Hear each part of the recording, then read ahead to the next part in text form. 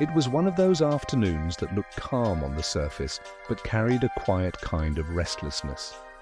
The clock on my dashboard blinked 3:42 p.m., and the soft hum of the car engine felt almost comforting after hours of driving around Toronto.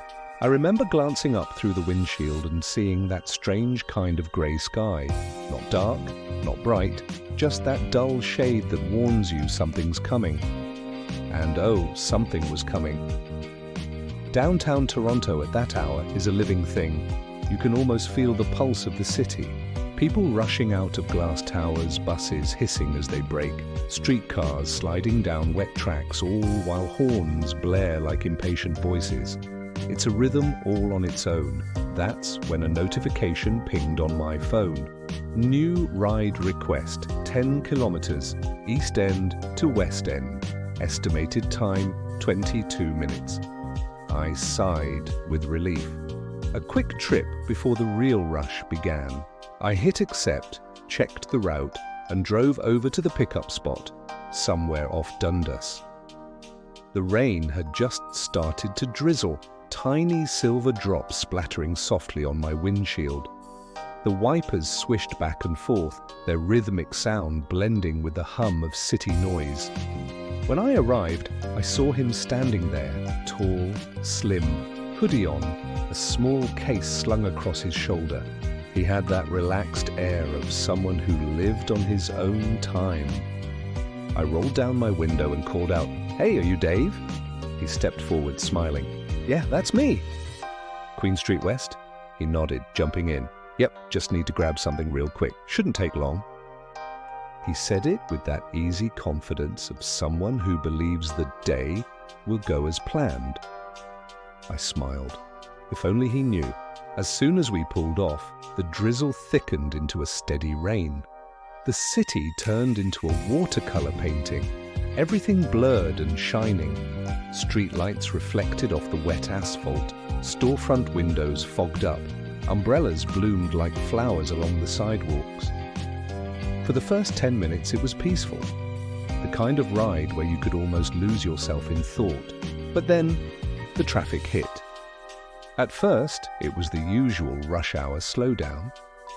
The GPS time jumped from 22 minutes to 28, then 35, then 41. Before I knew it, the line of cars stretched endlessly ahead, and brake lights glowed red like a river of fire through the rain. Dave leaned back, exhaling hard. "Man, this is brutal. It's not even 5 yet." "Tell me about it," I said, smiling wearily. "This city moves at its own pace. Usually when you're in a hurry, it decides not to move at all." He chuckled. "You're right. If I'd known, I would have walked." We both laughed, but then silence took over. That heavy silence that sits in cars during traffic jams. The rain kept drumming harder, the sound almost hypnotic. After a while, he shifted in his seat and asked, "You like music?" I grinned. "Who doesn't? I'll play anything that's got a good beat and lyrics that mean something." "All right," he said, reaching for the case by his feet. I glanced back. "Wait, what's that?" He smiled mischievously. "My ukulele." He unzipped the case and pulled it out, a small, polished instrument that gleamed under the car's dim interior light. He strummed once, ping, and the soft sound filled the car like a spark in the silence.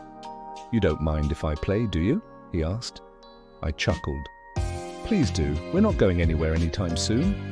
He grinned, adjusted the strings, and began to play. The first song was gentle, slow chords, an easy rhythm. The kind of sound that feels like sunlight breaking through clouds. His fingers danced across the strings, effortless, confident. The sound filled the space between us, warm and alive. I felt my whole body relax. Outside, the rain was raging, but inside, there was peace. Then he started to hum. Low at first, then words began to take shape. Something about chasing dreams, about being stuck in places that weren't meant to hold you forever. I didn't even realize when I started tapping the steering wheel to the beat. When the song ended, I just sat there for a second before saying, "Wow." Dave smiled.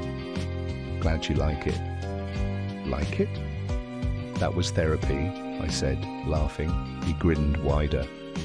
"You know, music does that. It gives moments meaning." As the rain poured heavier, the traffic got worse. We were barely moving. Every few minutes we'd inch forward just a little, then stop again. So Dave kept playing. Thanks so much for watching part 1 of this story. If you're curious to find out what happened next and hear more of Dave's incredible music, make sure you hit that subscribe button and turn on notifications so you don't miss part 2. See you in the next one.